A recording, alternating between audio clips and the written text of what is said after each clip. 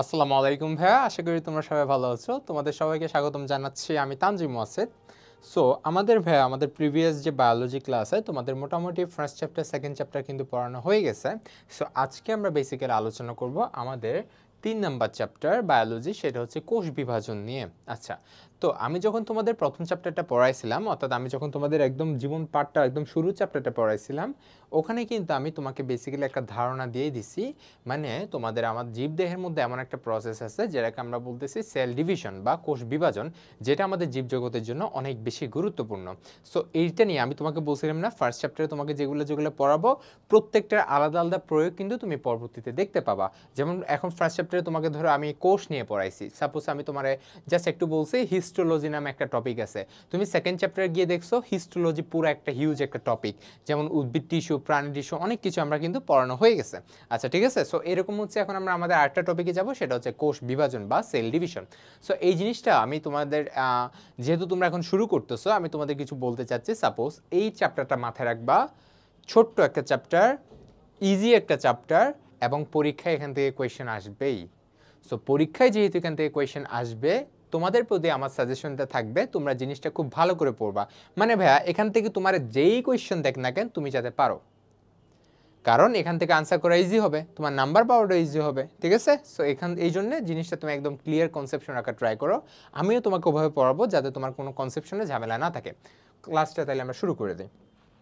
তাহলে ভাই আমি তোমাকে ফার্স্টে যেহেতু বলতেছি কোষ বিভাজন বলতেছি, সো এই যে কোষ বিভাজন জিনিসটা কি, এটা নিয়ে তো আমাদের একটা ধারণা থাকা লাগবে, তাই না? এখানে একটা বইয়ের ফার্স্টে তোমাদের একটা চিত্র আছে, এটা হচ্ছে একটা সিম্পলি একটা কোষ বিভাজনের চিত্র। সো এই কোষ বিভাজনের চিত্রটা আমরা ইজিলি বলতে পারি এটা আমরা মাইটোসিসও বলতে পারি, কিংবা আমাদের অ্যামাইটোসিসও কাইন্ড অফ এরকম ফাইনাল, মানে কোষ বিভাজন হওয়ার পরে এরকম একটা দশা তৈরি হয়। ঠিক আছে, আচ্ছা তোমাদের বইয়ে হয়তো বা অ্যামাইটোসিস প্রক্রিয়াটা এখন দেয়া নাই, এটা ইন্টারভিউলে তোমরা পাবা। এখন তোমাদের বইয়ে মোটামুটি মাইটোসিস আর মিওসিস এই দুইটা জিনিস দেয়া আছে, মানে এগুলো কোষ বিভাজনের বিভিন্ন পদ্ধতি।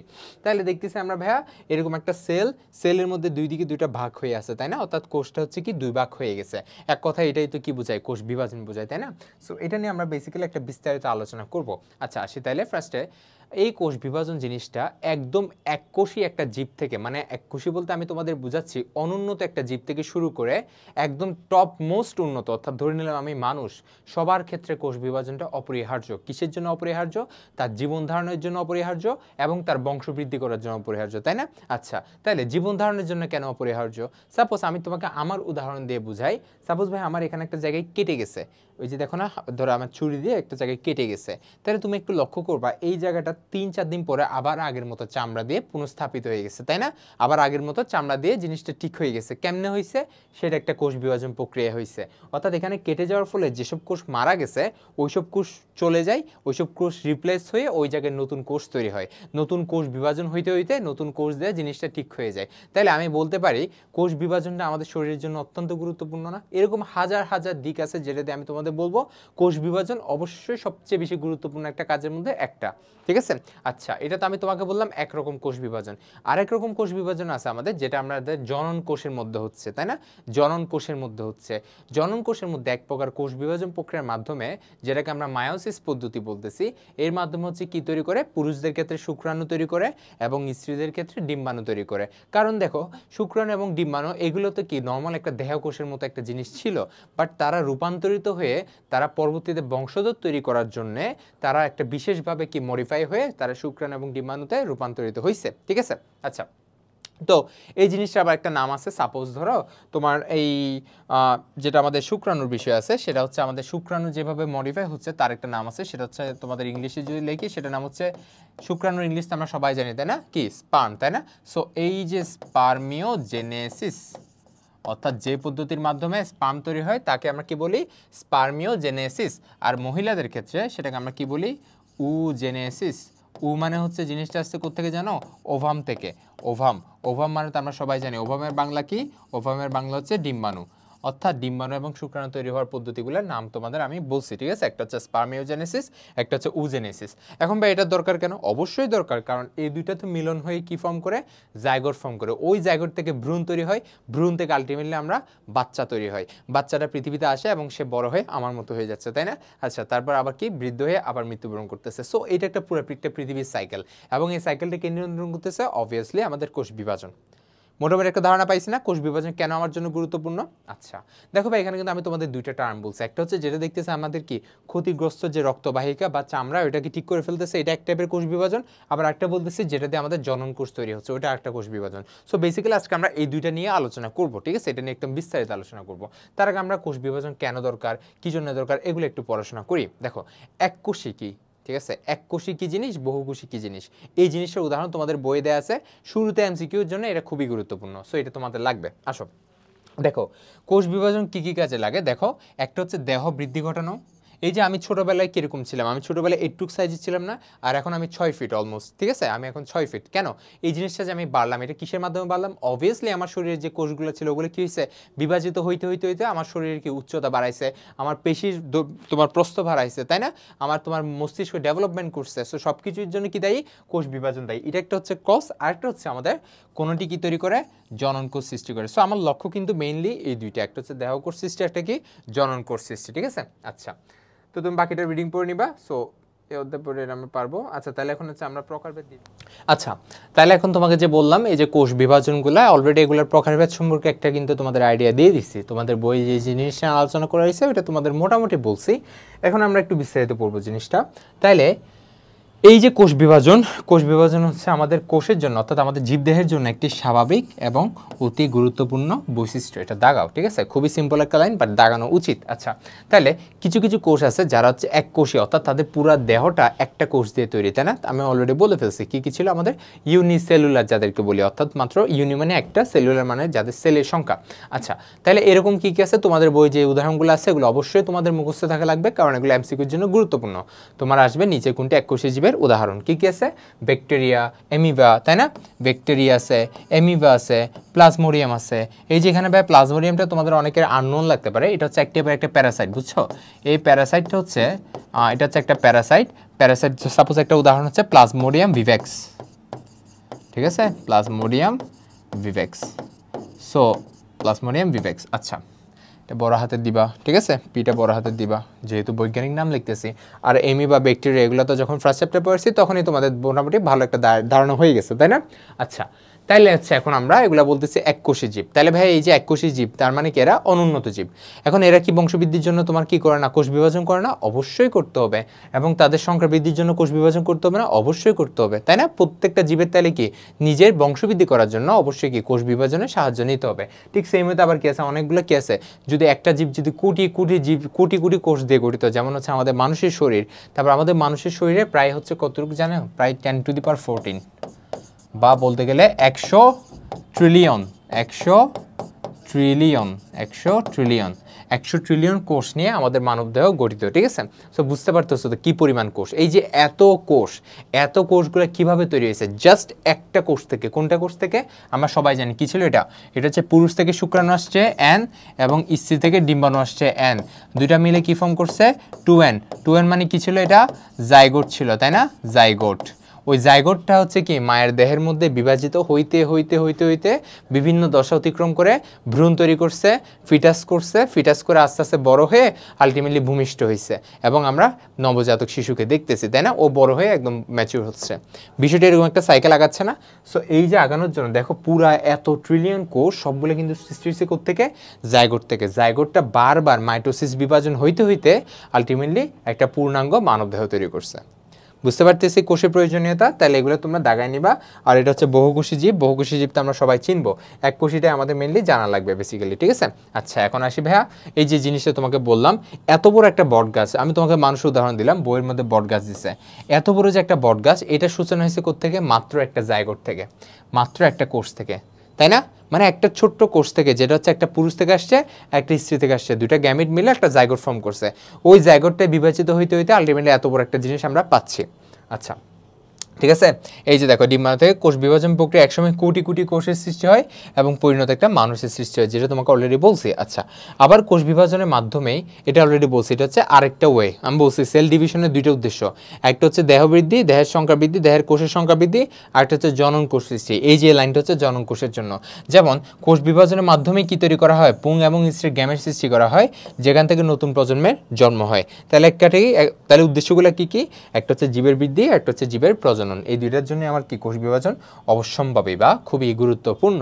আচ্ছা, তাহলে এই কোষ বিভাজনের তাদের প্রয়োজনীয়তা অনুসারে তাদেরকে দুই রকম ভাগে ভাগ করছে। একটা হচ্ছে আমাদের মাইটোসিস কোষ বিভাজন এবং একটা হচ্ছে মায়োসিস বা মিওসিস কোষ বিভাজন, ঠিক আছে। আচ্ছা, তাহলে এখন হচ্ছে আমরা বেসিক্যালি শুরু করব, অর্থাৎ আমরা ফার্স্টে শুরু করব আমাদের মাইটোসিস কোষ বিভাজন। আচ্ছা, মাইটোসিস, ঠিক আছে, মাইটোসিস কোষ বিভাজনটা কি এবং এটা কেন, এই জিনিসটা পুরোটা আমাদের জানা লাগবে। আচ্ছা, এই মাইটোসিস কোষ বিভাজনটা সর্বপ্রথম হচ্ছে আমাদের বিজ্ঞানী লিখে নিতে পারো স্ট্রেসবার্গার। আচ্ছা, তোমরা যেহেতু পড়তেছো তোমরা বাংলা নামটাই পড়ো, স্ট্রেসবার্গার লেখো, বিজ্ঞানী স্ট্রেসবার্গার সর্বপ্রথম হচ্ছে কি করছে আমাদের এই যে কোষ বিভাজন সম্পর্কে, এই যে কোষ বিভাজন বেসিক্যালি হচ্ছে মাইটোসিস নিয়ে উনি সর্বপ্রথম উল্লেখ করছে, ঠিক আছে। এবং এই কোষ বিভাজনটা সর্বপ্রথম একটা প্রাণীর মধ্যে দেখা গেছে, সেটা হচ্ছে সামুদ্রিক স্যালামেন্ডার। এটা হচ্ছে একটা প্রাণী আর কি, যেটা সমুদ্রে পাওয়া যায়। তার মধ্যে সর্বপ্রথম গবেষণা করে তোমার এই যে কোষ বিভাজনটা সম্পর্কে বলা হয়েছে, ঠিক আছে, সামুদ্রিক স্যালামেন্ডার। এটা হচ্ছে একটা প্রাণী যার মধ্যে সর্বপ্রথম কি লক্ষ্য করা হয়েছে, কোষ বিভাজন লক্ষ্য করা হয়েছে। এই দুইটা জিনিস একটু জানবা। তাহলে আমাদের এই যে কোষ বিভাজন সম্পর্কে বলছেন সর্বপ্রথম উল্লেখ করছেন কোন বিজ্ঞানী, বিজ্ঞানী স্ট্রেসবার্গার। কার মধ্যে উল্লেখ করছে, সেটা হচ্ছে সামুদ্রিক স্যালামেন্ডার। আচ্ছা, উনি বেসিক্যালি যেটা বলছে সেটা কিন্তু মাইটোসিস কোষ বিভাজনকে নিয়ে বলছে। তাহলে এখন হচ্ছে আমরা মাইটোসিস কোষ বিভাজন নিয়ে পড়বো।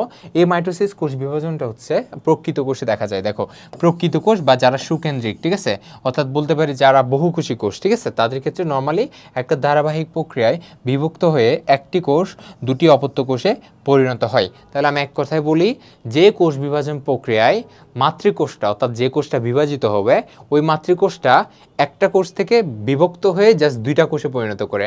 একদম সিম্পলি যদি বলি, সাপোজ এটা একটা কোষ, এটা মাঝখান থেকে দুই ভাগ হয়ে গেছে, এদিকে একটা কোষ বেরিয়ে গেছে, এদিকে একটা কোষ বেরিয়ে গেছে, তাকে আমরা কি বলবো, মাইটোসিস কোষ বিভাজন। এই মাইটোসিস কোষ বিভাজনের একটা নাম আছে, নাম কি জানো, সমীকরণিক কোষ বিভাজন। সমীকরণিক মানে সমান সমান। কেন সমান সমান বলতেছি, কারণ মাতৃকোষ থেকে যে দুইটা অপত্য কোষ তৈরি হয়েছে, অপত্য মানে কি জানো, এই যে তোমার এখানে একটা অপত্য লাইন আছে না, দেখো এই যে অপত্য, এই যে অপত্য, অপত্য জিনিসটার অর্থ কি, অপত্য মানে কি, অপত্যর ইংলিশ হচ্ছে ডটার, ডটার সেল, ঠিক আছে। মানে এক কথা বলতে গেলে আমাদের কন্যা সেল বা হচ্ছে শিশু সেল আর কি, মানে মায়ের থেকে যে উৎপন্ন হচ্ছে এক কথা বলতে গেলে।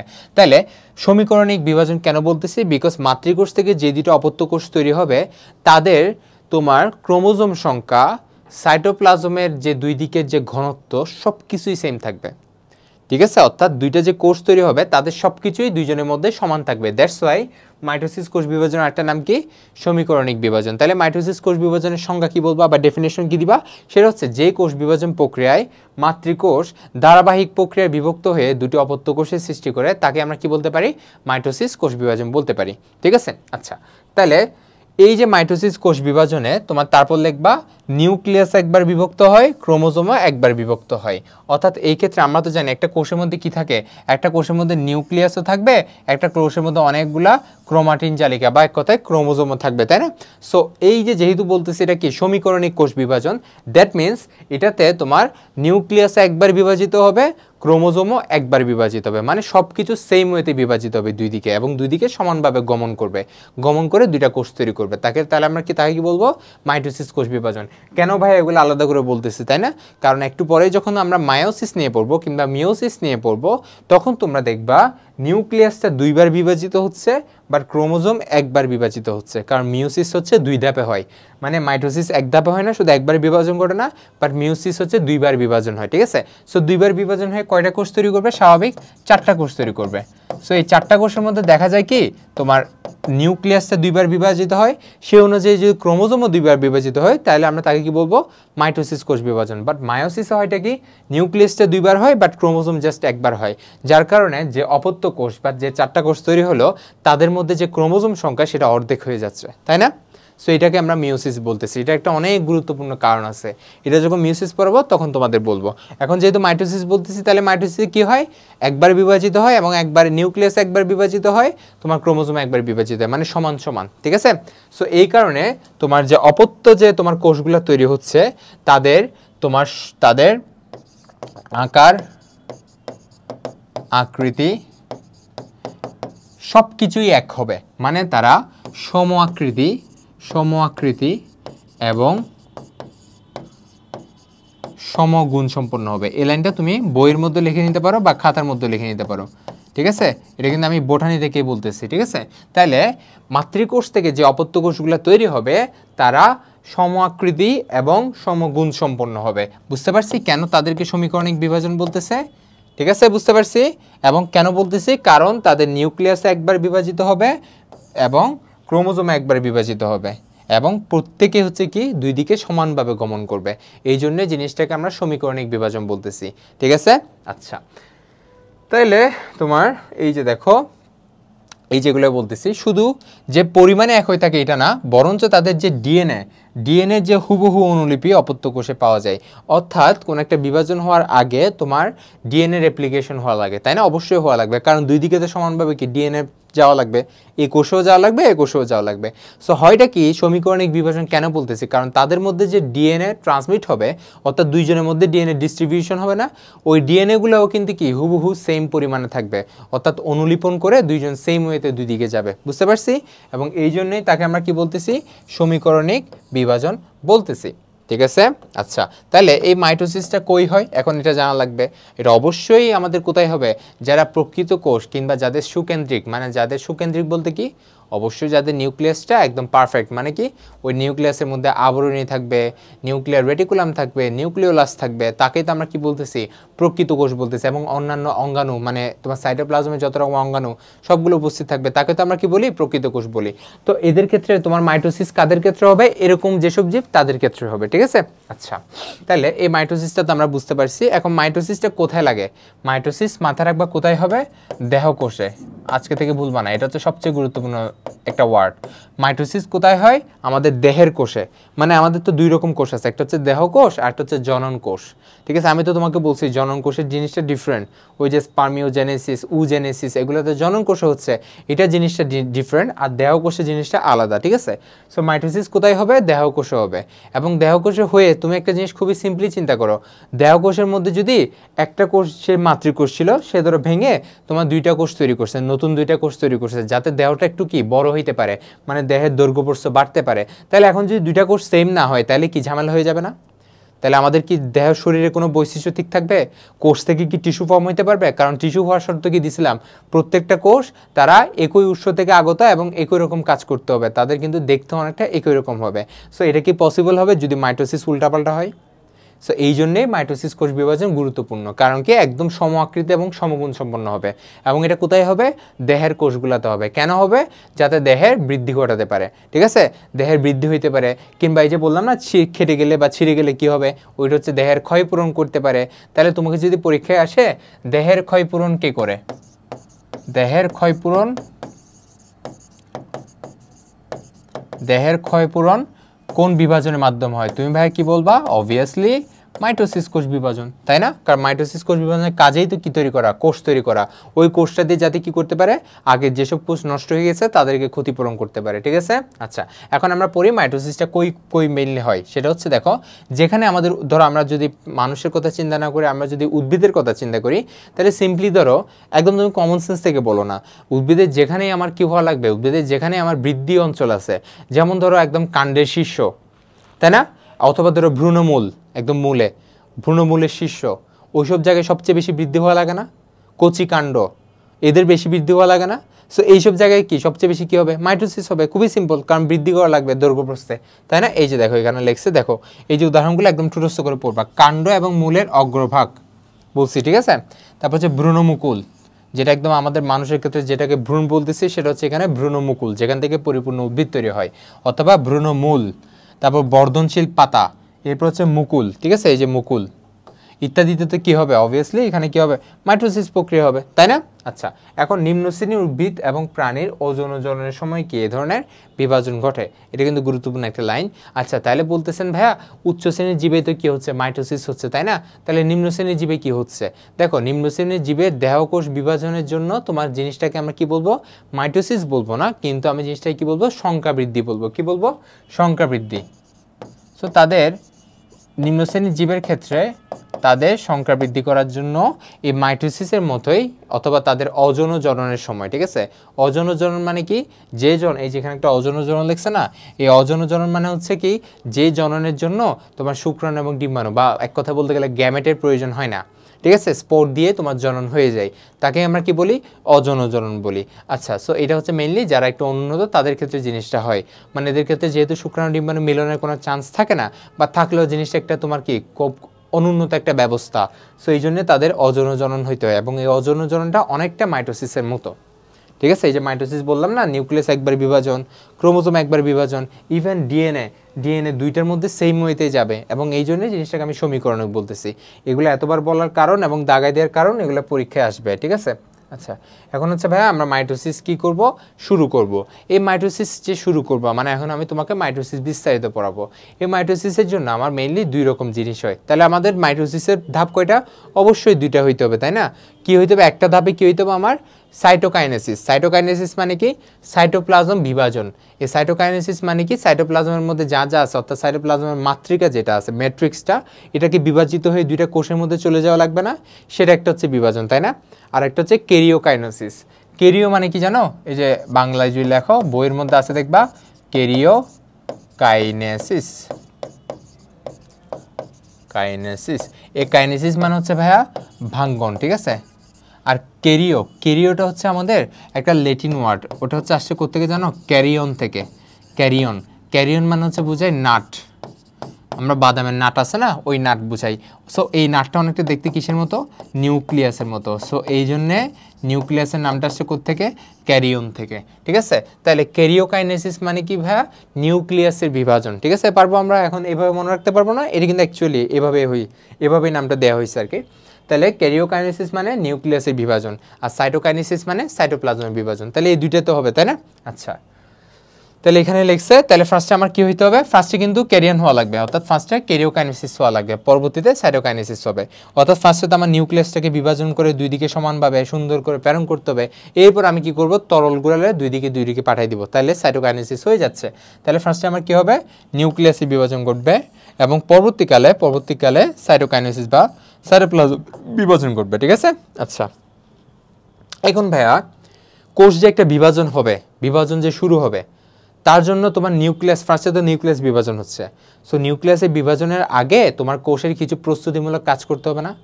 সাপোজ আমি যে তোমার একটা দৌড়ে রেস দিব, ধরো কালকে অনেকগুলো মানুষের সাথে আমি রেস দিব, সো আগের কয়েকদিন তো আমার প্রিপারেশন নেওয়া লাগবে, যে হ্যাঁ আমার পরবর্তী রেসের জন্য নিজেকে প্রস্তুত করা লাগবে, তাই না?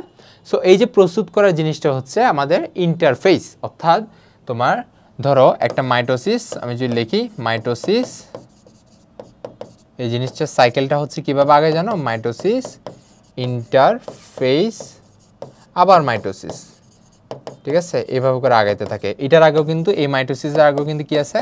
ইন্টারফেস আছে। অর্থাৎ প্রত্যেকটা কোষ সে মাইটোসিস কোষ বিভাজনে যাওয়ার আগে একটা দশা অতিক্রম করে। ফেস মানে তো দশা, তাই না? আর ইন্টার মানে হচ্ছে মধ্যবর্তী, তাই না? আমরা বলি না ইন্টারমিডিয়েট মানে মধ্যবর্তী। আচ্ছা, সো এই যে মাইটোসিস, দুই মাইটোসিসের মাঝের দশা, দ্যাটসটাকে আমি কি বলি? ইন্টারফেস। এবং এই ইন্টারফেসটাকে আমরা কি বলি? প্রস্তুতি পর্যায়ে বলি। অর্থাৎ ইন্টারফেসের মধ্যে কিন্তু কোনো বিভাজন হয় না। কি হয়? কোষটা যে পরবর্তীতে মাইটোসিস হবে, সো তাকে তো কিছু প্রস্তুতি নেওয়া লাগবে। ওই প্রস্তুতি সবগুলো কোথায় হয়? ইন্টারফেসে হয়।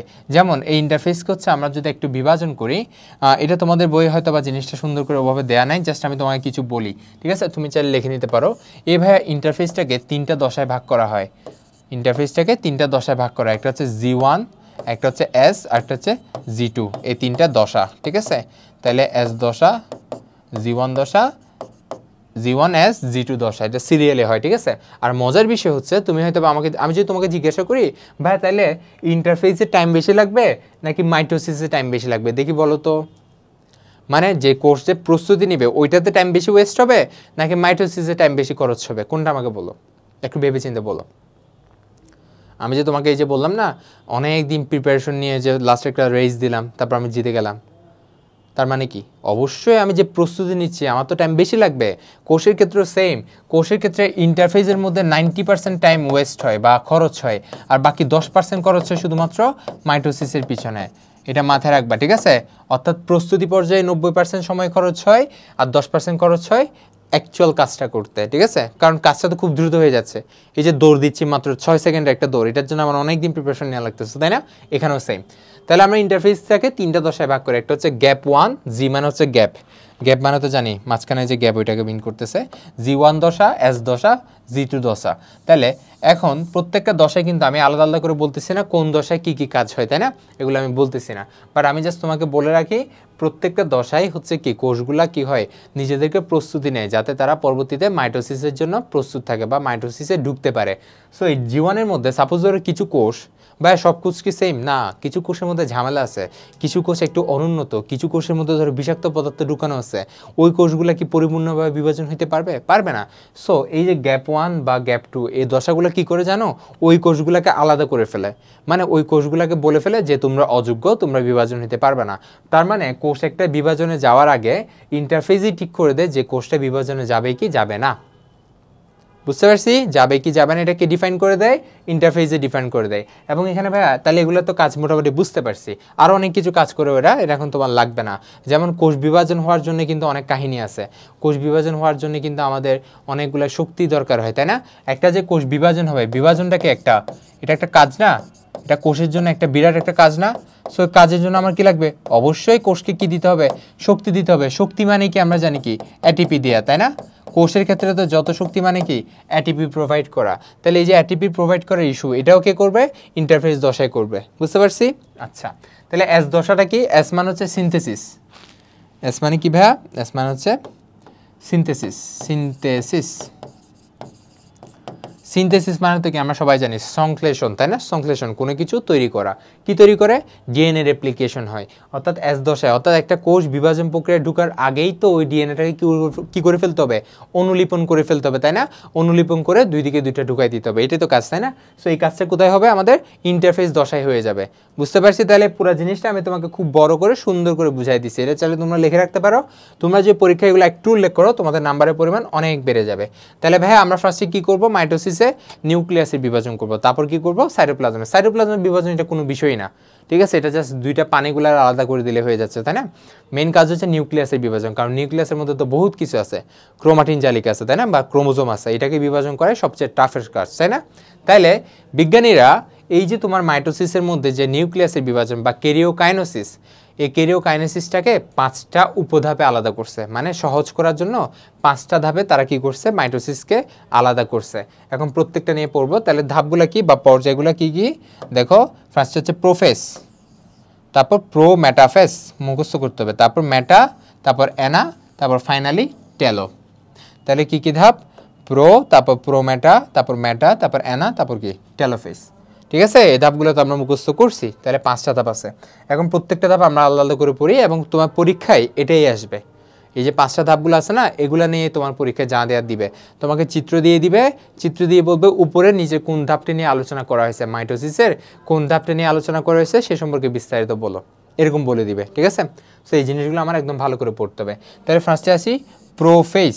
ঠিক আছে? প্রোফেজটা হচ্ছে মাইটোসিসের প্রথম পর্যায়, মানে এটা দিয়ে কোষটা বিভাজনের মধ্যে প্রবেশ করে এক কথায় বলতে গেলে। ঠিক আছে?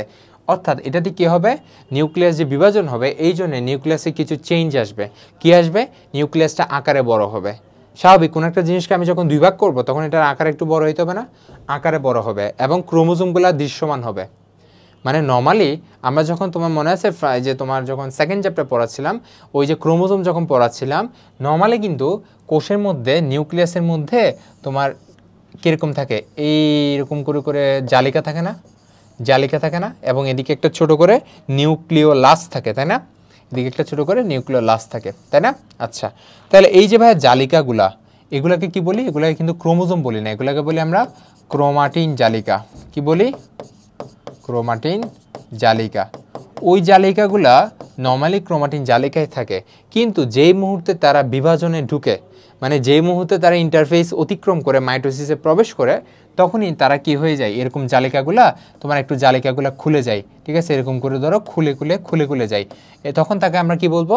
ক্রোমোজোম বলবো। ঠিক আছে? যখন তারা কি থাকবে, যখন তাদেরকে আমরা আলাদা করে দৃশ্যমান হবে, ঠিক আছে, তখন তাদেরকে আমরা মোটামুটি ক্রোমোজোম বলতে পারি। ঠিক আছে? আচ্ছা, তাহলে ক্রোমোজোমগুলো আস্তে আস্তে কি হয়, প্রোফেজের মধ্যে মাথায় রাখবা, ক্রোমোজোমকে আমরা দেখতে পাই।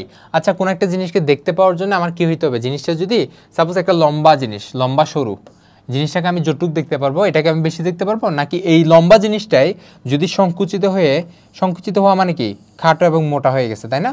কোনো একটা জিনিস যদি সংকুচিত হয়ে যায় তখন কি হয়ে যায়, খাটো হয়ে যায় এবং মোটা হয়ে যায়, তখন তাকে আমরা বেশি দেখতে পারবো না।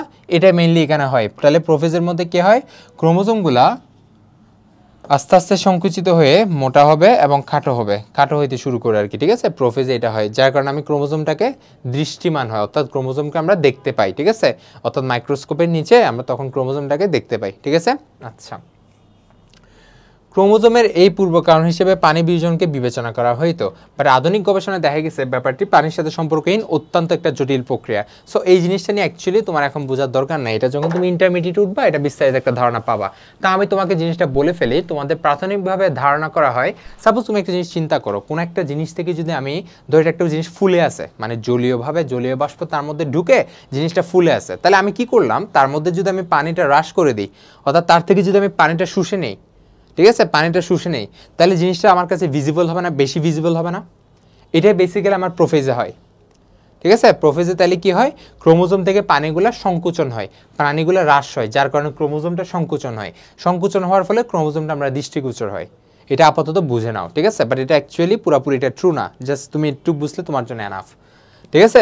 আচ্ছা, ধরে নিয়ে আসে এটা একটা অত্যন্ত জটিল প্রক্রিয়া। আচ্ছা, যাই হোক, তাহলে কি হয়, তারপর একটু যৌগিক অনুবীক্ষণ যন্ত্র এদের তখন দেখা সম্ভব হবে, যেটা বললাম আর কি, তখন তাদেরকে আমরা দেখতে পারি, কাকে দেখতে পারি, নিউক্লিয়াসের ক্রোমোজোমগুলোকে আমরা দেখতে পারি, ঠিক আছে? আচ্ছা, এই পর্যায়ে প্রতিটি ক্রোমোজোম সেন্ট্রোমিয়ার ব্যতীত লম্বালম্বিভাবে দুটি বিভক্ত হয়ে দুটি ক্রোমাটিড উৎপন্ন করে। এটা খুবই একটা গুরুত্বপূর্ণ লাইন। ক্রোমোজোমগুলো কুণ্ডলিত অবস্থায় থাকায় এদের সংখ্যা এই পর্যায়ে গণনা করা যায় না। এই অনেকটা দেখালাম না, এরকম করে থাকে, কুণ্ডলিত করে থাকে, ঠিক আছে? আচ্ছা, এই যে তোমাকে লেখাগুলো পড়াইলাম না, এগুলো একটু করে তোমাকে এখন বুঝাই। যেমন দেখো, আসো, প্রত্যেকটা আলাদা আলাদা করে দিছে না, এটা আসলে তোমার চিত্রগুলো উল্টাপাল্টা করে দিচ্ছে।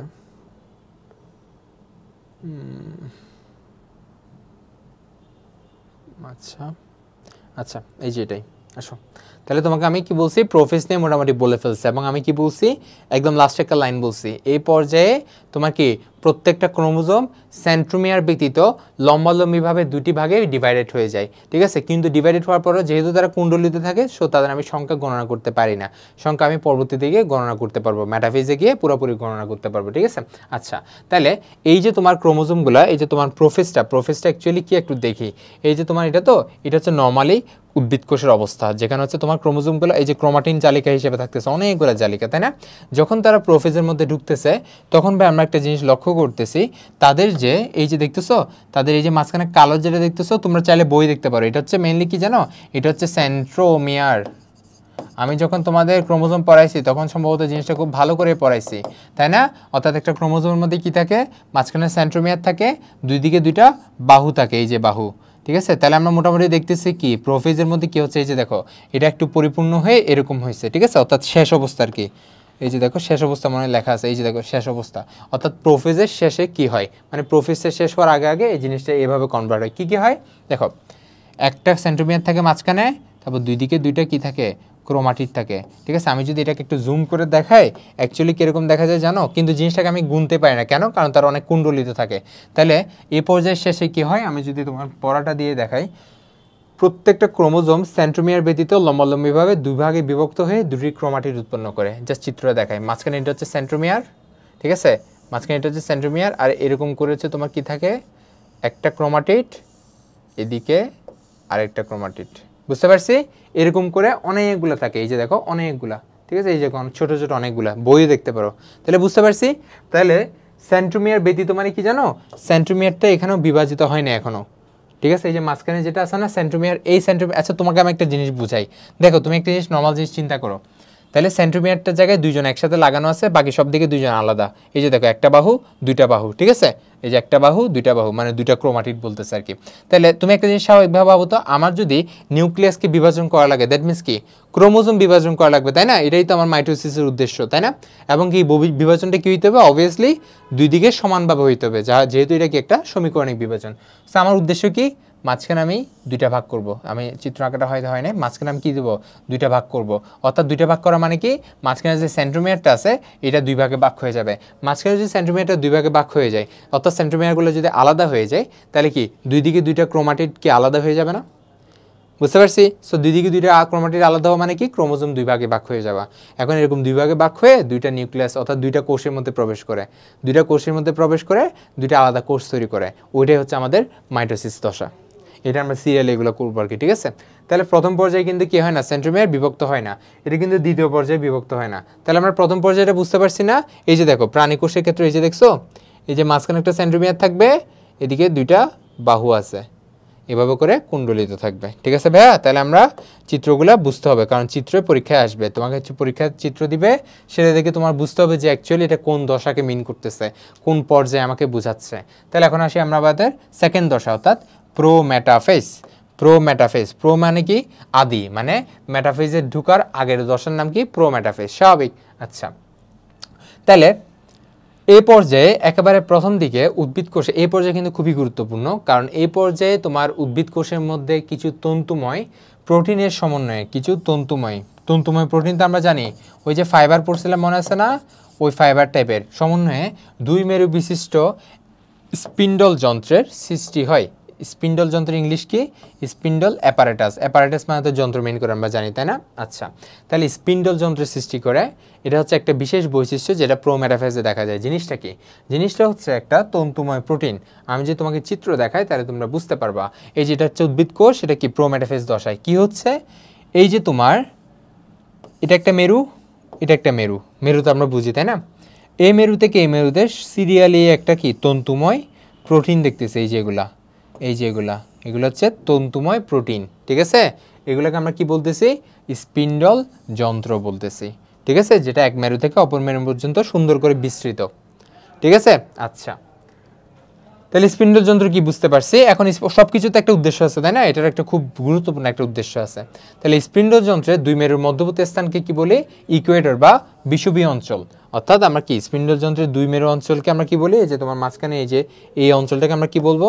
বিষুবীয় অঞ্চল বা বাংলায় ইকুয়েটর, ইংলিশে ইকুয়েটর আর কি। আচ্ছা, কোষ কঙ্কালের মাইক্রোটিউবুল দিয়ে তৈরি স্পিন্ডল যন্ত্রের তন্তুগুলা এক মেরু থেকে অপর মেরু পর্যন্ত বিস্তৃত বলছি, এবং প্রত্যেকটাকে কি বলতেছি? স্পিন্ডল তন্তু বলতেছি। মানে এগুলোর প্রত্যেকটা হচ্ছে এক একটা স্পিন্ডল তন্তু, ভাইয়া বুঝছো? এই যে এগুলো হচ্ছে প্রত্যেকটা এক একটা তন্তু, এই প্রত্যেকটা একটা তন্তু, এই সবগুলো তন্তু মিলে তারা আলটিমেটলি কি ফর্ম করছে? টোটাল স্পিন্ডল যন্ত্রটা ফর্ম করছে। এবং এই স্পিন্ডল যন্ত্রটা কোত্থেকে সৃষ্টি হয়েছে? তোমাদের মনে আছে আমি ওই যে যখন সেকেন্ড চ্যাপ্টারটা পড়াইছিলাম, না ফার্স্ট চ্যাপ্টারটা পড়াইছিলাম মনে হয়, তখন তোমাদের বলছে একটা জিনিস, সেটা হচ্ছে কোষীয় কঙ্কাল। কোষীয় কঙ্কাল কি কি আছে মনে আছে? Microtubule, microfilament, intermediate filament. তার মধ্যে যেটা মেইন সেটা কি ছিল? মাইক্রোটিউবুল। ওই মাইক্রোটিউবুল থেকেই আমাদের, ওই মাইক্রোটিউবুলের একটা কাজ কি বলছিলাম? সবচেয়ে গুরুত্বপূর্ণ কাজ কি ছিল? কোষ বিভাজন ছিল, তাই না? কি ছিল? কোষ বিভাজন ছিল। তার মানে আমি তোমাকে এটাই বুঝাতে চাইছিলাম, এই যে মাইক্রোটিউবুল আছে না, এটাই হচ্ছে স্পিন্ডল যন্ত্র তৈরি করে, ঠিক আছে? মাইক্রোটিউবুল কি তৈরি করে? স্পিন্ডল তন্তুগুলো তৈরি করে, এবং এটা কোষ বিভাজনের খুবই গুরুত্বপূর্ণ। এটা আমি একটু পরে বোঝাচ্ছি কেমনে, ঠিক আছে? আচ্ছা, তারপর আরো বহুত কিছু হয়, দেখি। এই পর্যায়ে ক্রোমোজোমের সেন্ট্রোমিয়ার স্পিন্ডল যন্ত্রের কিছু নির্দিষ্ট তন্তুর সাথে যুক্ত হয়। যাদের সাথে যুক্ত হয় তাদেরকে আমরা কি বলি? ট্র্যাকশন ফাইবার বা আকর্ষণ তন্তু।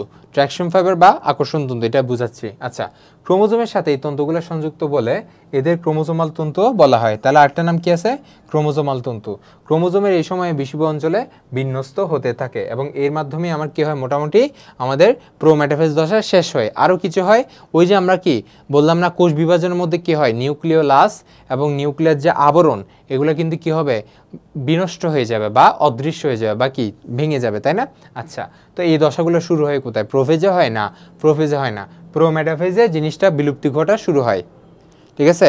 প্রোমেটাফেজে নিউক্লিওলাস এবং যে নিউক্লিয়ার মেমব্রেন বা আবরণ, তাদের বিলুপ্তি ঘটা শুরু হয়। এখন মজার জিনিস কি জানো? শুরু হয় মানে তো হয়ে গেছে এমনটা না, মানে বিলুপ্তি ঘটতে থাকে। কি লিখছে? বিলুপ্তি ঘটতে থাকে, এমন না যে বিলুপ্তি হয়ে গেছে। বিলুপ্তি হবে কিন্তু কখন জানো? যখন মেটাফেজে যাবে তখন, অর্থাৎ এর পরবর্তী দশায়। বাট এখনও কিন্তু নিউক্লিওলাস এবং নিউক্লিয়ার রেটিকুলাম, নিউক্লিয়ার যে আবরণ, সেটা বিলুপ্তি হয় নাই, ঠিক আছে? চিত্র দেখলে বুঝতে পারবা, দেখো চিত্রটা। এই যে দেখো চিত্রটা, ঠিক আছে? তাহলে চিত্রটা আরেকবার দেখি, দেখতেছি আমি তোমাকে কি বলছি, এই যে নিউক্লিয়ার যে এই যে এটা হচ্ছে নিউক্লিওলাস, এবং বাইরে যে যেটা দেখতেছো এরম করে করে একটা ইয়া দিচ্ছে, এম করে করে তোমরা বই দেখতে পারো, এটা হচ্ছে কি নিউক্লিয়ার আবরণ। তাহলে দুইটাই আমরা কি দেখতেছি, মোটামুটি ভ্যানিশ হয়ে যাচ্ছে, তাই না? এই যেখানে লিখছে দেখো লুপ্তপ্রায় নিউক্লিওলাস, লুপ্তপ্রায় নিউক্লিয়ার মেমব্রেন। তাহলে এটা কি মেমব্রেনগুলো বিলুপ্ত হওয়া শুরু করে কখন? প্রোমেটাফেজে, ঠিক আছে? আচ্ছা, তাহলে এখন আরেকটা জিনিস কি বলছি, ক্রোমোসোমাল তন্তু বা ট্র্যাকশন ফাইবার জিনিসটা কি? আচ্ছা, দেখতেছো ভাই এখানে তোমার এই যে স্পিন্ডল তন্তু আছে না, এই স্পিন্ডল তন্তুর সাথে ক্রোমোজোমের সেন্ট্রোমিয়ারটা লেগে আছে, এই যে দেখছো লেগে আছে, দেখছো? এই যেটা হচ্ছে তন্তু না, তন্তু বরাবর ক্রোমোজোমের সেন্ট্রোমিয়ারটা লেগে আছে। এরকম সবার সাথে কিন্তু লাগে না, বাট যাদের সাথে তোমার সেন্ট্রোমিয়ার লাগানো থাকে তাদেরকে আমরা কি বলবো, ট্র্যাকশন ফাইবার বা আকর্ষণ তন্তু। আকর্ষণ কেন বলতেছি, বিকজ তারা ক্রোমোজোমের সেন্ট্রোমিয়ারটাকে আকর্ষণ করে তাদের তন্তুর সাথে লাগাইয়া দিছে, ঠিক আছে? এই জন্য তাদেরকে আমরা ক্রোমোজোমাল তন্তু বলতেছি, ঠিক আছে? যেহেতু তাদের সাথে ক্রোমোজোম লাগানো, সো তাদেরকে আমরা কি বলতেছি, ক্রোমোজোমাল তন্তু বলতেছি, ঠিক আছে? তোমরা আমি যেটা উদ্ভিদ কোষে বোঝাচ্ছি সেটা প্রাণী কোষেও তোমরা পড়ে নিবা। আচ্ছা, উদ্ভিদ কোষের মধ্যে তোমার জাস্ট স্পিন্ডল যন্ত্র তৈরি হয়, বাট প্রাণী কোষে স্পিন্ডল যন্ত্র ছাড়াও আরেকটা বৈশিষ্ট্য দেখা যায়, সেটা হচ্ছে স্টার রে। কি এটা? এই দেখো দুই দিকে আমাদের দুই মেরুতে কি হয়, স্টার রে বা স্টার রশ্মি বিচ্ছুরিত হয়, ঠিক আছে? কি বিচ্ছুরিত হয়? স্টার রশ্মি বিচ্ছুরিত হয়। এটা হচ্ছে প্রাণী কোষের একটা আলাদা বৈশিষ্ট্য, ঠিক আছে? তুমি উদ্ভিদ কোষ দিয়ে টোটালি জিনিসটা পড়ে ফেলতে পারো, কোনো সমস্যা নেই। তাহলে বা পুরা বুঝছি না। এবং এই পর্যায়ে একটা গুরুত্বপূর্ণ বৈশিষ্ট্য হচ্ছে তোমার ক্রোমোজোমগুলা, তোমরা একটা জিনিস লক্ষ্য করবা, আগে ক্রোমোজোমগুলো কিন্তু পুরা নিউক্লিয়াসের মধ্যে ছড়ানো ছিটানো ছিল, বাট এখন দেখো তোমার ক্রোমোজোমগুলো কিন্তু চাচ্ছে কি ওরা বিষুবীয় অঞ্চলের মধ্যে চলে আসতে, অর্থাৎ একদম মাঝখানে চলে আসতে। এই যে দেখছো, মোটামুটি তারা কি চাচ্ছে, মাঝখানে চলে আসতে। এটা কিন্তু খুবই একটা গুরুত্বপূর্ণ কাজ আছে, যেটা আমরা মেটাফেজের পরে অ্যানাফেজে বুঝতে পারবো। আসি, তাহলে আমরা প্রোমেটাফেজ বুঝছি, এখন হচ্ছে আমরা মেটাফেজ পড়বো। তাহলে মেটাফেজে কি হবে? মেটাফেজ মানে কি জানো? মেটা মানে মধ্য, মেটা মানে কি? মধ্য, মানে মধ্য পর্যায়। তাহলে মধ্য কেন বলছে? কারণ এই পর্যায়ের মধ্যে ওই যে বললাম না, ক্রোমোজোমগুলা বিষুবীয় অঞ্চলে কি হচ্ছে, বিন্যস্ত হইতে আছে, এবং বিন্যস্ত হওয়া জিনিসটা ফুলফিল করে কোথায়? মেটাফেজে এসে। এটাকে মধ্য পর্যায়ে কেন বলতেছি? বিকজ এই পর্যায়ে ক্রোমোজোমগুলা এই যে নিউক্লিয়াস, এই যে টোটাল যে আমাদের নিউক্লিয়াস আছে না, তার ঠিক মাঝখানে অবস্থান করে, অর্থাৎ বিষুবীয় অঞ্চল অবস্থান করে। মাঝখান মানে তো বিষুবীয় অঞ্চল, তাই না? একদম ইকুয়েটর যেটাকে বলতেছে আর কি, মানে বিষুবীয় অঞ্চলে ক্রোমোজোমগুলো সুন্দর করে অবস্থান করে। আচ্ছা, এই যে দেখো এই পর্যায়ে প্রথমে সব ক্রোমোজোম স্পিন্ডল যন্ত্রের বিষুবীয় অঞ্চল, অর্থাৎ মাঝের অঞ্চলে দুই মেরুর মাঝখানে অবস্থান করতেছে। এটা হচ্ছে আমাদের মেটাফেজের সবচেয়ে গুরুত্বপূর্ণ কাজ। আচ্ছা, এবং প্রতিটি ক্রোমোজোমের সেন্ট্রোমিয়ার বিষুবীয় অঞ্চলে থাকে, অর্থাৎ আমাদের জিনিসটা থাকে হচ্ছে কীরকম, চিত্র দেখলে বুঝতে পারবা। এই যে দেখো প্রত্যেকটা ক্রোমোজোম, এই যে দেখো জিনিসটা শেপটা চেঞ্জ হয়ে গেছে না? তোমার কিন্তু চিত্র দেখে চিনতে হবে যে এটা কোন পর্যায়ের কথা বলতেছে।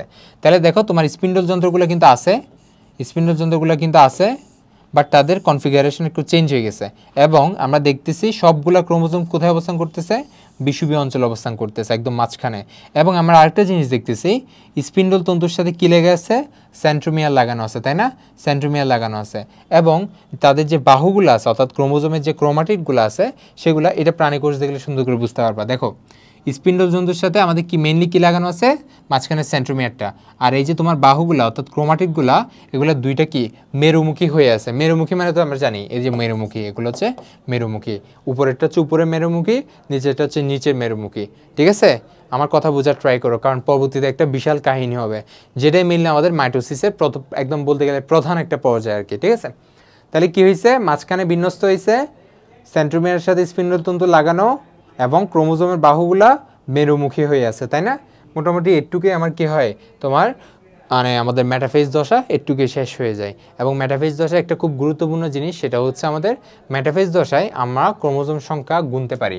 অর্থাৎ মেটাফেজ দশায় তোমরা লিখে রাখতে পারো, মেটাফেজ দশায়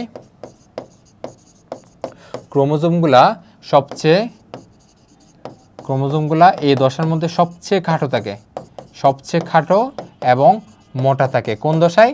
মেটাফেজ দশায়। যার কারণে আমরা ক্রোমোজোমের সংখ্যা আমরা কি গণনা করতে পারি। অর্থাৎ আমরা বলি না মানুষের ক্ষেত্রে ক্রোমোজোম সংখ্যা কত? 46টি, তাই না? মানুষের ক্রোমোজোম সংখ্যা কয়টা? 46টি। তারপর ধরো কবুতরের কয়টা? কবুতর হচ্ছে আমাদের বলতেছি 80টা। গরুর কয়টা?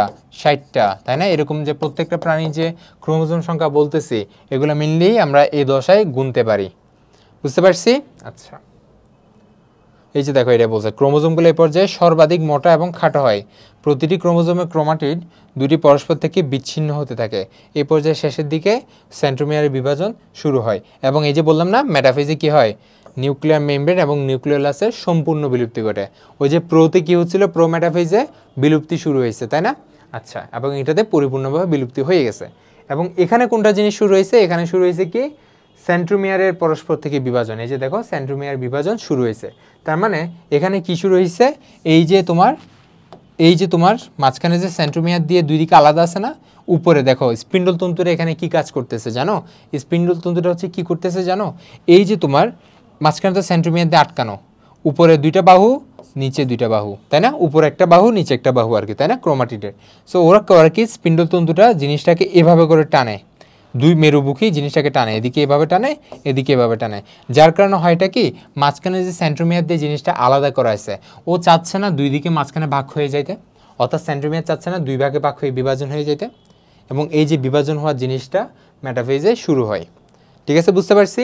আচ্ছা, এখন আছে আমরা যাব অ্যানাফেজ। এটা হচ্ছে সবচেয়ে গুরুত্বপূর্ণ এবং এটা তোমার পরীক্ষায় বেশি আসবে। ঠিক আছে, অ্যানাফেজ। অ্যানা মানে হচ্ছে কি জানো? অ্যানা মানে হচ্ছে গতি, গতি। আর ফেজ মানে তো আমরা জানি পর্যায়, এটা লিখে নিতে পারে, ওগুলো সমস্যা নেই। তাহলে অ্যানাফেজের বাংলা কি? গতি পর্যায়। গতি মানে কি জানো? ওই যে তোমার একটা জিনিস চিন্তা করো না, তুমি একটা খুব সিম্পল একটা জিনিস চিন্তা করো। এই যে আমি তোমাকে বললাম এদিকে স্পিন্ডলতন্তু জিনিসটাকে এদিকে টানতেছে, এদিকে টানতেছে। কোনো মতে যদি সেন্ট্রোমিয়ারটা মাঝখানে বিভাজিত হয়ে যায়, তাহলে কি দুইজন দুই দিকে ছোটা শুরু করবে না? এদিকে দৌড়ানো শুরু করবে, এদিকে দৌড়ানো শুরু করবে। এটাই বেসিক্যালি হচ্ছে আমাদের অ্যানাফেজ দশা। এই যে তোমার দশাটা বললাম, অর্থাৎ প্রাণীকোষের যেটা হচ্ছে তার মেকানিজমটা। বুঝতে পারছি? গতি পর্যায়ে কেন বলতেছি, এটার জন্যই বলতেছি, কারণ এই পর্যায়ে কি হয়, তোমার স্পিন্ডলতন্তুটা কি হয়, এই যে উপরের যে ক্রোমাটিড তাকে উপরের দিকে টানানো শুরু করে, নিচেরটা নিচের দিকে টানা শুরু করে। ঠিক আছে? আচ্ছা, তাহলে এখন হচ্ছে আমরা অ্যানাফেজ নিয়ে বিস্তারিত পড়ব। এই যে দেখো অ্যানাফেজের মেইন জিনিসটা কি, সেন্ট্রোমিয়ার দুই ভাগে বিভক্ত হয়ে যায়। ওই যে মাঝখানে যেটা আছে সেন্ট্রোমিয়ার, ওইটা যেহেতু, আচ্ছা একটা জিনিস মাথায় রাখবা, সেন্ট্রোমিয়ার আর সেন্ট্রোজোম দুইটা কিন্তু ডিফারেন্ট জিনিস। সেন্ট্রোসোম হচ্ছে আমাদের কোষের একটা অঙ্গাণু, আর সেন্ট্রোমিয়ার মানে নিউক্লিয়ার, এই যে তোমার ক্রোমোজোমের মাঝখানে যেটা দেখা যায়, ক্রোমোজোমের মাঝখানের অরঞ্জিত অঞ্চলকে সেন্ট্রোমিয়ার বলে। অর্থাৎ আমরা ক্রোমোজোমকে যদি আমরা মাইক্রোস্কোপের নিচে দেখতে চাই, তাহলে আমার অবশ্যই বাইরে থেকে একটা কী দেওয়া লাগবে, রঞ্জক পদার্থ দেওয়া লাগবে। ওই যে বললাম না স্টেনিং পড়াইছি না, ওটা দেওয়া লাগবে। কিন্তু স্টেনিং দেওয়ার পরেও পুরা ক্রোমোজোমে যে বাহুগুলো ওগুলো রঞ্জিত হয়, বাট মাঝখানের অঞ্চলটা অরঞ্জিত থাকে। ওই জিনিসটাকে আমরা কি বলবো, সেন্ট্রোমিয়ার বলবো। ঠিক আছে? আচ্ছা, তাহলে সেন্ট্রোমিয়ারটা এই পর্যায়ে কী হয়, দুই ভাগে বিভক্ত হয়ে যায়। যেহেতু দুই ভাগে বিভক্ত হয়ে যায়, তার মানে কি তাদের যে উপরে নিচে, এই যে দেখো এই যে এটা হচ্ছে কী ছিল, একটা আমাদের এরকম করেছিল, নিচে এরকম করেছিল, তাই না?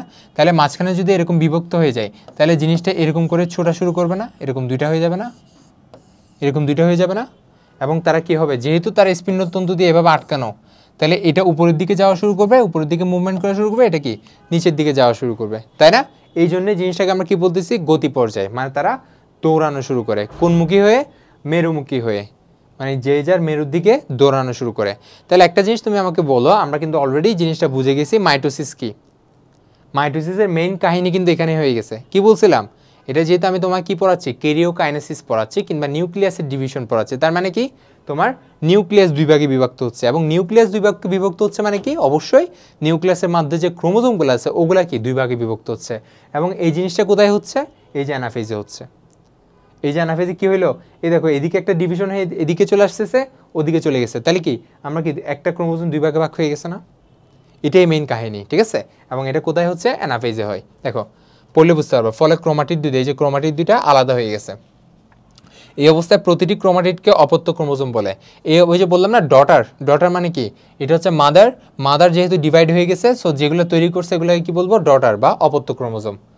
এই যে অপত্য ক্রোমোজোম বলে। এবং এতে একটি করে কি থাকে, প্রত্যেকটাতে একটা করে করে সেন্ট্রোমিয়ার থাকে। ঠিক আছে? অপত্য ক্রোমোজোমগুলা বিষুবীয় অঞ্চল থেকে পরস্পর বিপরীত মেরুর দিকে চলাচল শুরু করে। ঠিক আছে? সরে যেতে থাকে। অর্থাৎ ক্রোমোজোমগুলোর অর্ধেক এক মেরুর দিকে থাকে এবং বাকি অর্ধেক এক মেরুর দিকে থাকে, বাকি অর্ধেক আরেক মেরুর দিকে থাকে। আমার কথা হলো প্রত্যেকটা লাইন আমরা বুঝে বুঝে পড়বো। এই যে দেখো চিত্র দেখে আমরা বুঝতে পারতেছি, এই যে স্পিন্ডলতন্তু এগুলো হচ্ছে দেখছো, এই যে আলাদা করে ফেলছে, এইদিকে টানতেছে, এইদিকে টানতেছে। এখন আবার টানার ডিরেকশনটা দেখো। সেন্ট্রোমিয়ার হচ্ছে কি অগ্রনা, মানে সেন্ট্রোমিয়ার সামনে বাহুদ্বয় পিছনে, এটা মাথায় রাখবা। অর্থাৎ এই যে তোমার গতি পর্যায়ে, অর্থাৎ অ্যানাফেজের যে গতি পর্যায়, এখানে সেন্ট্রোমিয়ার থাকে হচ্ছে সামনে এবং বাহু থাকে পিছনে। পিছনের একটা শুদ্ধ ভাষা হচ্ছে কি জানো? অনুগামী। কি? অনুগামী। বুঝতে পারছি?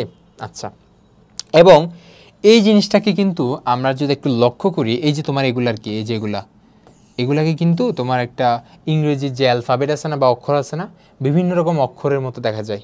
বুঝতে পারছো? এটা মাইক্রোস্কোপের নিচে দেখলে তখন আর একটু ভালো করে দেখা যায়, মানে এক একটার এক এক রকম শেপ হয়েছে। সাপোজ ভাইয়া এখানে সবগুলো তো সেম দিছে, বাট সবগুলো সেম হয় না, ঠিক আছে? সাপোজ তুমি একটা নর্মাল ভাবো, এই যে এখানে যেটা, এটাকে দেখতে কিসের মতো লাগতেছে? ভি এর মতো লাগতেছে, তাই না? আচ্ছা, তারপর ধরো আরেকটা হচ্ছে এরকম হইতে পারে, সাপোজ এই পাশেটা একটু বড়, এদিকে একটু লম্বা, তাহলে এটাকে কিসের মতো দেখাচ্ছে? একটা উল্টানো এল এর মতো দেখাচ্ছে। কিংবা ধরো এটা আরেকটু ছোট, মানে এটা এদিকে একটু ছোট, এদিকে আরও লম্বা, তাহলে জিনিসটা কিসের মতো দেখাচ্ছে? উল্টানো জে এর মতো দেখাচ্ছে, তাই না? এবং ধরো এদিকে একদম ছোট, মানে এই একটু করে, এবং এখানে একটা সেন্ট্রোমিয়ার এবং এদিকে একটা লম্বা, তাহলে এটাকে কিসের মতো দেখাচ্ছে? আয়ের মতো দেখাচ্ছে, তাই না? অর্থাৎ অ্যানাফেজে, অর্থাৎ এখানে হয়তো বা আছে, এই যে দেখো, অপত্য ক্রোমোজোমের মেরু অভিমুখী চলনে, এই যে যেটা বললাম আর কি, সেন্ট্রোমিয়ার থাকবে সামনে, বাহুদ্বয় থাকবে পিছনে, এবং সেন্ট্রোমিয়ারের অবস্থান অনুযায়ী, এই যে সেন্ট্রোমিয়ারটা নাকি মাঝখানে থাকে, মাঝখানে থাকলে তো এরকম হবে, আর মাঝখান থেকে যদি একটু সরে যায়, ধর এখান থেকে সরে এই জায়গায় আসছে, তাহলে এদিকে একটু লম্বা হয়ে যাবে, এদিকে ছোট হয়ে যাবে, তাহলে কিসের মতো দেখাবে? জিনিসটা জেয়ের মতো দেখাবে। যদি আরেকটু এদিকে চলে আসে, তাহলে কিসের মতো দেখাবে? আয়ের মতো দেখাবে, তাই না? এটাই বলতে চাচ্ছি। তাহলে সেন্ট্রোমিয়ারের অবস্থান অনুযায়ী আমরা ক্রোমোজোমগুলোকে বিভিন্ন রকম শেপে দেখতে পারি। কি কি? ভি, এল, জে, আই, ঠিক আছে? এবং তার ভিত্তিতে তোমার কিন্তু আবার কি, তাদের ক্রোমোজোমগুলো বিভিন্ন নামকরণ করছে। কি কি? যদি ভি থাকে, অর্থাৎ কি ভি মানে হচ্ছে যদি একদম মাঝখানে সেন্ট্রোমিয়ার থাকে, তখন তাকে আমরা কি বলবো? মেটাসেন্ট্রিক। সেন্ট্রিক মানে তো জানি, সেন্ট্রিক মানে সেন্টার, আর মেটা মানে মধ্য, অর্থাৎ যদি এইভাবে থাকে তাহলে আমরা কি বলবো? মেটাসেন্ট্রিক। আর যদি এল হয় তাহলে আমরা কি বলবো? সাবমেটা। সাবমেটা কি জানো? মাঝখান থেকে একটু সরে গেছে, ঠিক আছে? আর জে মানে হচ্ছে কি? অ্যাক্রো। অ্যাক্রো মানে হচ্ছে অ্যাক্রোসেন্ট্রিক। অ্যাক্রো মানে হচ্ছে উপমধ্য, ঠিক আছে?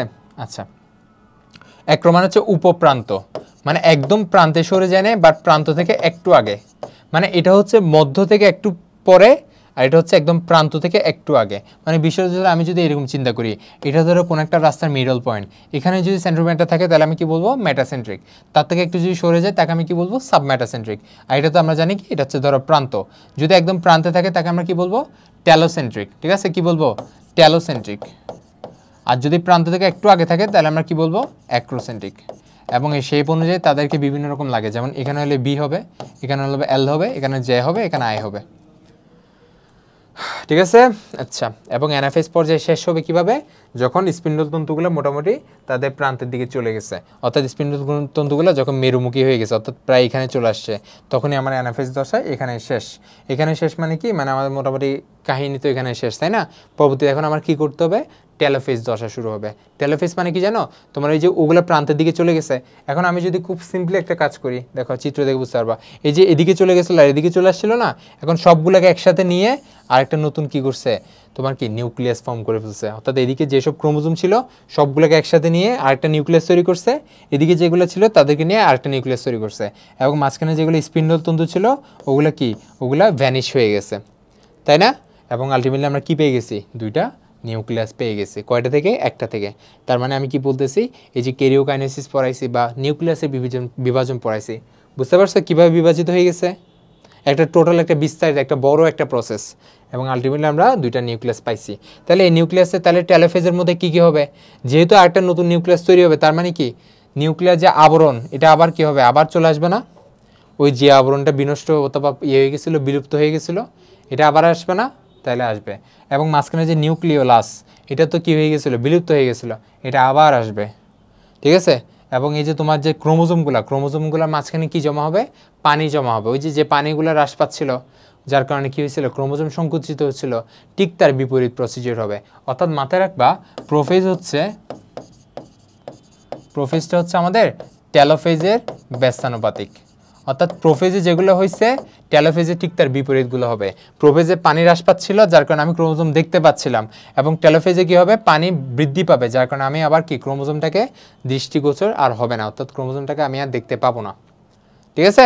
আচ্ছা, তাহলে এরকম করে আমি মোটামুটি কি পাই গেছি, দুইটা নিউক্লিয়াস পেয়ে গেছি। দেখো তাহলে টেলোফেজ দশায় কি হয়, নিউক্লিয়ার রেটিকুলাম গঠন করে, অর্থাৎ এই যে ক্রোমোজোমগুলা আবার কি হয় তোমার একটার সাথে একটা জালিকা আকার হয়ে তোমার কি ক্রোমাটিন জালিকা গঠন করে, ঠিক আছে। আচ্ছা, নিউক্লিওলাসের কি ঘটে, পুনরাবির্ভাব ঘটে, নিউক্লিয়ার রেটিকুলামকে ঘিরে পুনরায় নিউক্লিয়ার মেমব্রেন তৈরি হয়, দুই মেরুতে দুটি অপত্য নিউক্লিয়াস এভাবেই ফাইনালি তৈরি হয় এবং স্পিন্ডল যন্ত্রটা কি হবে, অদৃশ্য হয়ে যাবে। তাহলে আমি আমার এভাবেই ক্যারিওকাইনেসিস প্রসেসটা শেষ, অর্থাৎ মাইটোসিসের মধ্যে প্রথম পর্যায়ে আমার শেষ, নিউক্লিয়াস বিভাজন আমি করে ফেলছি। এখন আমার পরবর্তী কাজ কি, আমি সাইটোপ্লাজম বিভাজন করব, তাই না, অর্থাৎ আমি কি করব, সাইটোকাইনেসিস করব, তাই না। আচ্ছা, সো সাইটোকাইনেসিস করা অ্যাকচুয়ালি অনেক ইজি একটা জিনিস। সাপোজ ধরো আমি তো নিউক্লিয়াস ডিভিশন করে ফেলছি, তাই না, এই যে দেখো নিউক্লিয়াস ডিভিশন তো হয়ে গেছে, তার মানে এখানে তো আমরা নিউক্লিয়াসের ডিভিশন হয়েছে টোটাল এটা কোষ, তাহলে নিউক্লিয়াসের কাজ তো শেষ। এখন এখানে এগুলো সবগুলো কি সাইটোপ্লাজম, তাই না। আমি যদি সাইটোপ্লাজমের মাঝখানে এরকম করে দুই ভাগ করে ফেলি, এই যে দেখো এখানে একটা লাইন দেখতেছি না, এরকম করে লাইন, যেটাকে আমরা কি বলি কোষ প্লেট, মানে একটা প্লেটফর্ম করে, ঠিক আছে, দুইটা কোষের মাঝখানে একটা প্লেটফর্ম করে দুইটা সাইটোপ্লাজমকে আমরা কি করে ফেলি, আলাদা করে ফেলি, ঠিক আছে। এটা হচ্ছে একদম ইজি একটা জিনিস।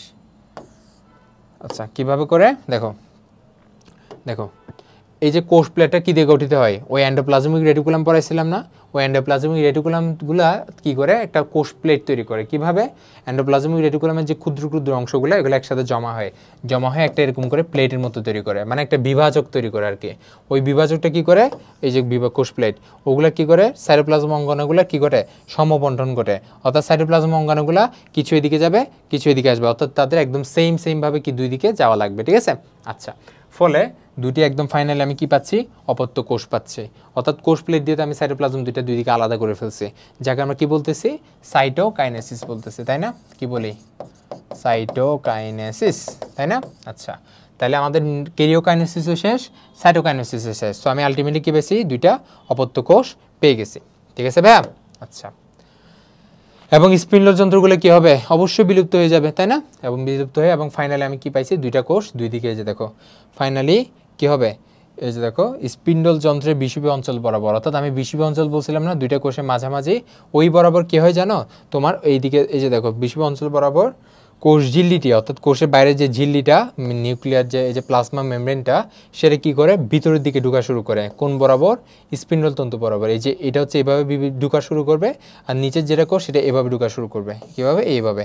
সো ঢুকতে ঢুকতে তারা কি করবে, আমি যদি একটু চিত্র দিয়ে দেখাই, এই যে এভাবে করে কোষ প্লেট বরাবর এভাবে ঢুকতে থাকবে, মানে একটা খাঁজ তৈরি করবে আর কি, খাঁজ তৈরি করে ঢুকতে থাকবে এবং আলটিমেটলি ফাইনালি কি করে, দুইটা আলাদা কোষ হয়ে যায়, মানে এদিকে একটা কোষ এদিকে একটা কোষ, দুইটা সেপারেট, ওই যেটা একদম প্রথমে আমি চিত্র দেখাইছিলাম, আলটিমেটলি আমি কি পাই গেছি, দুইটা কোষ পাই গেছি, ঠিক আছে।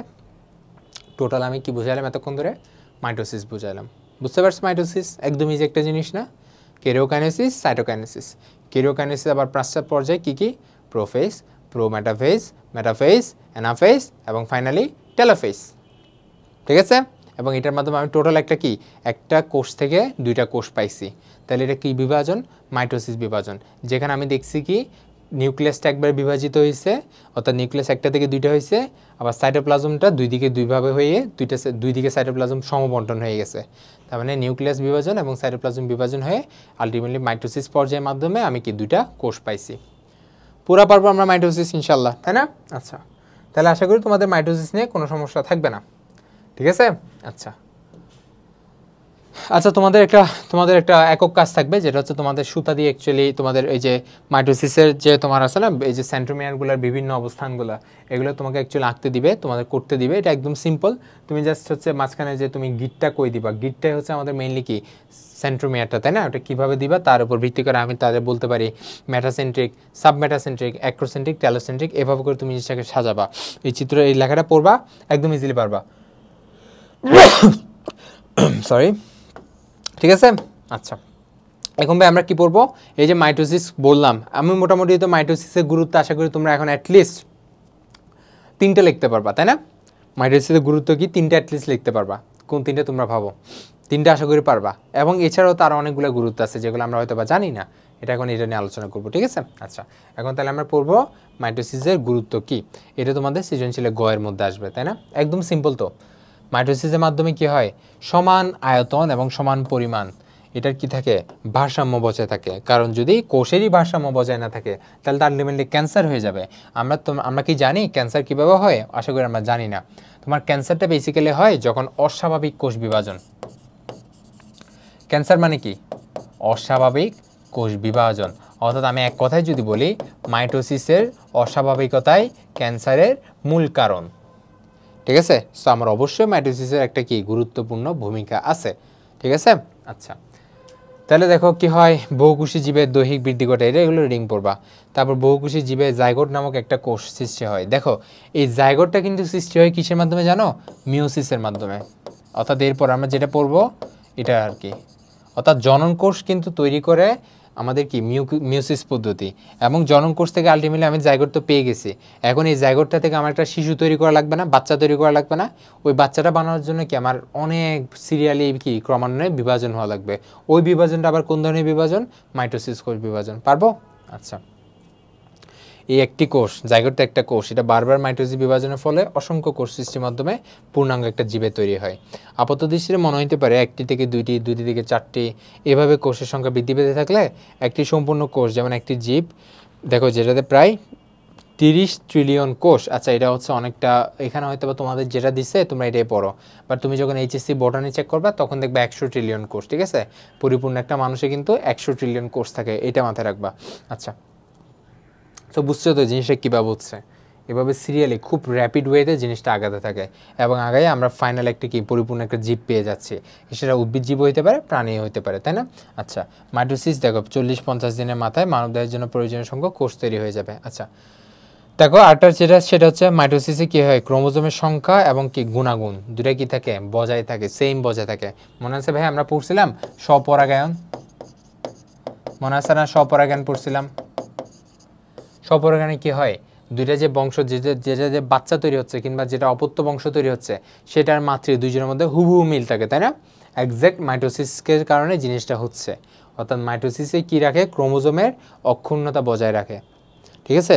অর্থাৎ একটা কোষ থেকে যে আরেকটা কোষ হচ্ছে, একটা কোষ থেকে যে দুইটা কোষ তৈরি হচ্ছে, এই কোষের যে ক্রোমোজোমের আকার আকৃতি বা গঠন এবং এই দুইটা কোষের যে ক্রোমোজোমের আকার আকৃতি গঠন সবগুলো সেম থাকবে।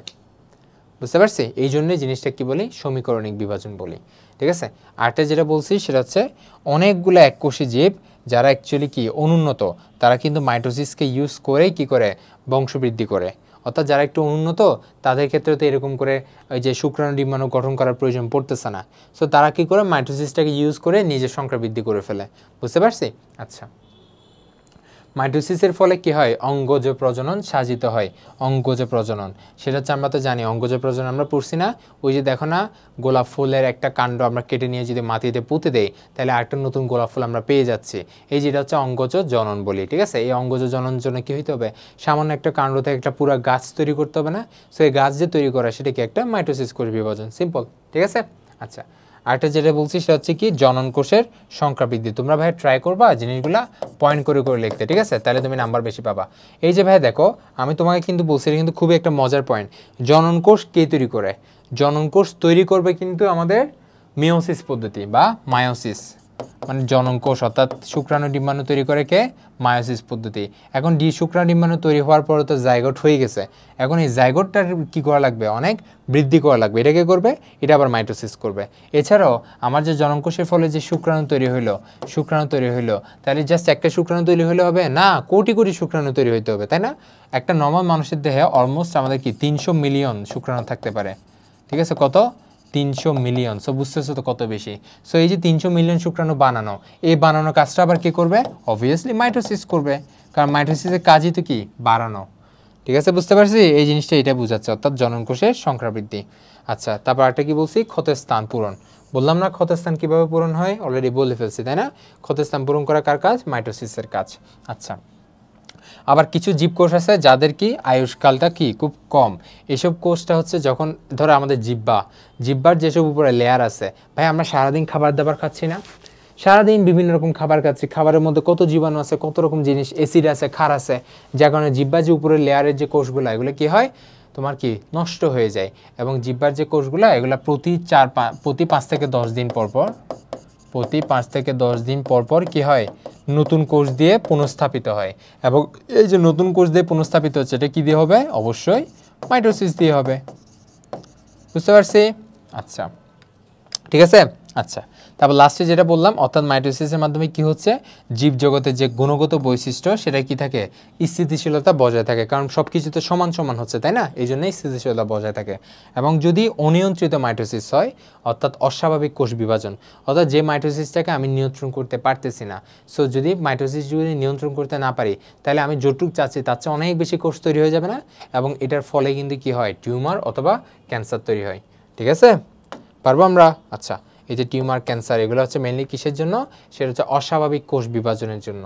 ঠিক আছে, একটি থেকে দুইটি, দুইটি থেকে চারটি, যেটা আমি চাচ্ছি না তাও হইতেই আছে। ঠিক আছে, মাইটোসিস কোষ বিভাজন তো একটা নির্দিষ্ট পরিমাণ মতো হইতে হবে। যদি তার থেকে বেশি হয় তাহলে কি হবে, টিউমার হবে। আর টিউমারটা যদি আরেকটু সিরিয়াস হয় তখন সেটা কি হবে, ক্যান্সারে রূপান্তরিত হবে। এবং এটার জন্য একটা কাহিনী আছে, সেটা হচ্ছে P53। তোমরা লিখে নিতে পারো। P53 হচ্ছে একটা প্রোটিন, যেটা মেইনলি নিয়ন্ত্রণ করে আমাদের কোষের মধ্যে মাইটোসিসের পরিমাণ, মানে ও নিয়ন্ত্রণ করে হচ্ছে কোষ বিভাজন কি পরিমাণ হবে। অর্থাৎ এই মানুষের মধ্যে অর্ধেক সংখ্যক কি থাকে, ডিফেক্টিভ P53 থাকে। কি থাকে? Defective P53। ডিফেক্টিভ মানে কি? নষ্ট, মানে কাজ করতেছে না, এরকম অর্ধেক P53 থাকে। যেহেতু অর্ধেক P53 থাকে, এটার কারণে কি হয়, তোমার একটা নির্দিষ্ট পরিমাণে মাইটোসিস হচ্ছে, বাট বাকি অর্ধেক তো ঠিক আছে, তাই না? এখন যদি পুরাটাই নষ্ট হয়ে যায়, অর্থাৎ পুরা P53 যদি কি হয়, অকার্যকর হয়, ঠিক আছে, অকার্যকর হয়, তাহলে কি আমাদের কোষ বিভাজন নিয়ন্ত্রণ করতে পারবে? একদমই করতে পারবে না। তাহলে P53 যদি পুরোপুরি অকার্যকর হয়, তখন তাকে আমরা কি বলবো, ওই তখনই কি তৈরি হবে, টিউমার অথবা ক্যান্সার তৈরি হবে। ঠিক আছে ভাই, আমরা পারবো? তাহলে মাইটোসিসের গুরুত্ব আমরা পারবো না? একদমই সিম্পল জিনিস। ঠিক আছে, এগুলো একদম সিম্পল, একদম সোজা জিনিস। এই যে দেখো, আরও কিছু যেখানে জিনিস বলা আছে, যেমন তেজস্ক্রিয়তা ক্যান্সার কোষ সৃষ্টিতে সহায়তা করে। তারপর উদাহরণ দেওয়ার জন্য বলা যায়, হিউম্যান প্যাপিলোমা ভাইরাসের E6 এবং E7 নামের দুটি জিন এমন কিছু প্রোটিন সৃষ্টি করে যা কোষ বিভাজন নিয়ন্ত্রক যে প্রোটিন, এই যে বললাম P53, এটাকে নষ্ট করে দেয়। যার কারণে কোষ বিভাজন নিয়ন্ত্রণ হওয়া মানে কি, জরায়ু মুখে টিউমার হওয়া। এখানে জরায়ু মুখ কেন লিখছে জানো? কারণ এই যে হিউম্যান প্যাপিলোমা ভাইরাস, এটার সংক্ষেপ নাম হচ্ছে HPV। এই ভাইরাসটা হচ্ছে আমাদের মহিলাদের ক্ষেত্রে যে একটা পোর্শনাল জরায়ু ক্যান্সার, ওইটার জন্য দায়ী। সো ওই জরায়ু ক্যান্সারটা দুইটা প্রোটিন তৈরি করে, দুইটা জিন তৈরি করে, নাম কি, E6 এবং E7। এবং এই দুইটা জিন, ওই যে আমি বললাম P53, তাদের এই P53-কে কী করে দেয়, স্থানচ্যুত, বা এক কথা বলতে গেলে নষ্ট করে দেয়। যেহেতু নষ্ট করে দেয়, তাহলে কি আমাদের কোষ বিভাজন নিয়ন্ত্রণে থাকবে? থাকবে না। এবং আলটিমেটলি কী হবে, জরায়ু মুখে টিউমার হবে, বা লাস্টলি ক্যান্সার হবে। এরকম আরও বিভিন্ন রকম ক্যান্সার আছে, লাইক লিভার, ফুসফুস, মস্তিষ্ক, স্তন, ত্বক, কোলন, এরকম অনেকগুলো ক্যান্সার আছে না? দেহের প্রায় প্রত্যেকটা অঙ্গে কী হতে পারে, ক্যান্সার হতে পারে। ঠিক আছে, এটা মেনলি এখানে বলা আছে। তাহলে ভাই আমরা টোটালি এতক্ষণ ধরে যে মাইটোসিসটা পড়লাম, আশা করি তোমরা সবাই মাইটোসিসটা বুঝতে পারছো। আমার মনে হয় না এর চেয়ে ইজি ওয়েতে কিংবা এর চেয়ে ইলাবোরেট করে বিস্তারিতভাবে তোমাদের আর পড়ানো সম্ভব। সো সবাই ভালো থাকবা, সুস্থ থাকবা, এবং এই জিনিসটা যে পড়ছো, এটা তুমি এখন বইয়ে দাগায় ফেলো এবং বারবার পড়ার ট্রাই করো। সবচেয়ে গুরুত্বপূর্ণ হচ্ছে চিত্রগুলো প্র্যাকটিস করো। ঠিক আছে, তোমার পরীক্ষা কিন্তু চিত্রগুলো দিয়ে দিবে, দিয়ে বলবে উপরের ধাপটি কোনটা, সেটা তুমি বিস্তারিত লেখো। তো তোমার তো চিনতে হবে কোনটা টেলোফেস, কোনটা অ্যানাফেস, এগুলো চিনতে হবে না? ঠিক আছে, বুঝতে পারছি আশা করি। আচ্ছা, সবাই ভালো থাকবা, সুস্থ থাকবা। পরবর্তী টপিকে আমরা দেখা করবো। আসসালামু আলাইকুম।